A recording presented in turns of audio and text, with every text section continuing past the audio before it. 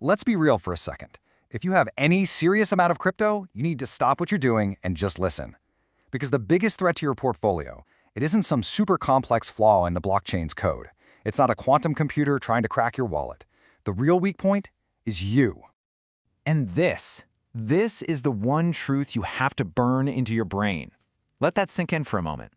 Yeah, he's not kidding. In pretty much every major crypto theft you hear about, the blockchain itself was working perfectly. The security breach didn't happen on-chain. The attack was aimed squarely at the person holding the assets. Exactly. Blockchains are these incredible fortresses of code, but they can't protect you from yourself. And you know what? The attackers know this. They don't waste their time trying to break military-grade encryption. They put all their energy into exploiting human psychology, our habits, and our simple mistakes. And this is where we need to talk about OpSec. It's a term that comes from the military, but wow, is it perfect for crypto? Just think of it as your personal defense system. It's that set of careful, maybe even paranoid habits that stands between a hacker and your entire net worth. It's about assuming someone is always watching and acting like it. Okay, so let's get into the nitty-gritty, because these are not some far-off theoretical threats. These are the real-world attacks that are draining wallets every single minute of every single day. And the first one? Well, it's the oldest trick in the book. Phishing. And it's the oldest trick for a reason. It works. You get that urgent email or DM, you click a link, and boom, you're on a website that looks pixel perfect. But the devil is always in the URL. Look here. Instead of Uniswap with an I, it's Unswap with a lowercase l. Instead of Coinbase with an O, it's C0 Inbase. You connect your wallet to one of these, you sign one transaction, and it's game over. You bet. And that brings us to something even more terrifying. An attack vector that most people don't even realize is a threat. So, let me just ask you this. Is your phone number, the one you use for everything, actually your biggest security liability? For most of you listening, the answer is a shocking yes. And here's why. It's called a SIM swap, and it is chillingly simple. The attacker just calls your cell provider. They use some personal info they scraped off the internet to pretend to be you. They convince the customer service agent to port your phone number to a new SIM card, one that they control. And just like that, all your calls, all your texts, including all of those two-factor authentication codes, they all go to the attacker. From there, all they have to do is go to your favorite exchange and hit Forgot Password. And then, of course, there's the direct approach, social engineering. You're in a Discord server, and you get a DM from someone with a friendly profile pic who claims to be from support. They sound official, they're super helpful, and they just need your 12-word seed phrase to resync your wallet. The second you type that in and hit send, your funds are gone. I need you to sear this into your brain. No legitimate project, no support team, nobody will ever ask for your seed phrase. It is always a scam. There are zero exceptions to this rule, ever. Okay, I know that was a lot, and it's meant to be a little scary. But here's the good news. You can defend against all of this. It's not about finding one single magic bullet. It's about building layers of security. It's about building a digital fortress so that if one wall gets breached, there's another one standing right behind it. First up, we have to fix your two-factor authentication because, and I cannot stress this enough, not all 2FA is created equal. Using SMS, getting a text message, is by far the worst option. It leaves you wide open to that SIM swap attack we just talked about.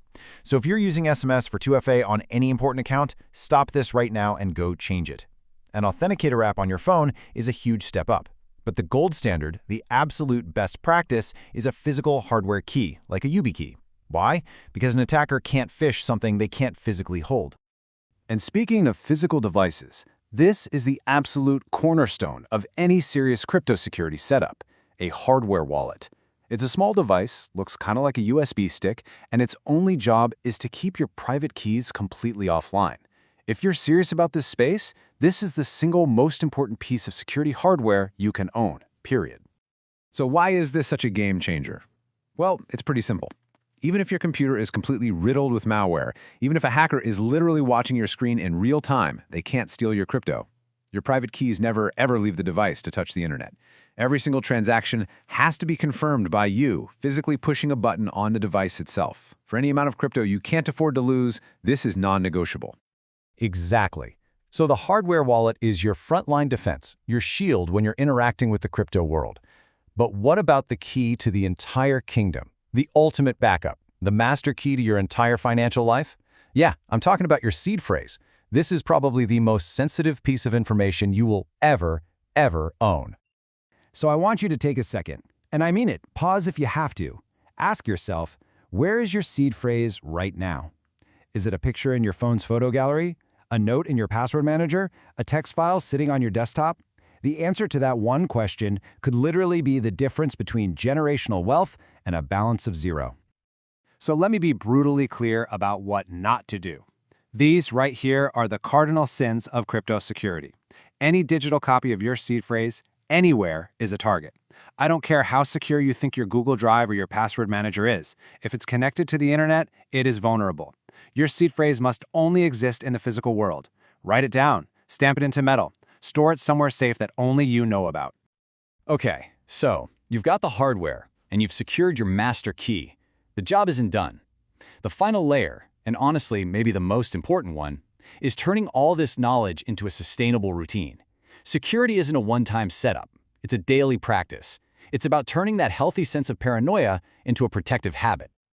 And look, this doesn't have to be some overwhelming chore. You can break it down into a really simple checklist. Every day, you're just being vigilant, checking those URLs before you click, reading what you're actually signing. Every week, you do a quick sweep, check for strange logins on your exchanges. And once a month, you just take a step back and review the big picture. This is how you stay ahead. And that right there is what this is all about. It's the one thing you have to remember from this entire explainer.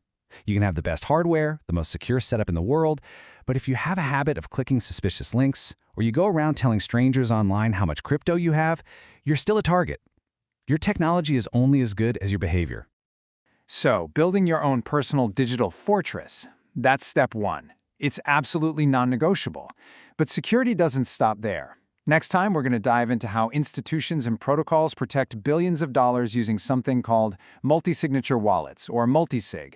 It's a system where a single transaction might require keys from 3 different people in 3 different countries. It's the ultimate level of security, and it's something you can use too. We'll see you then.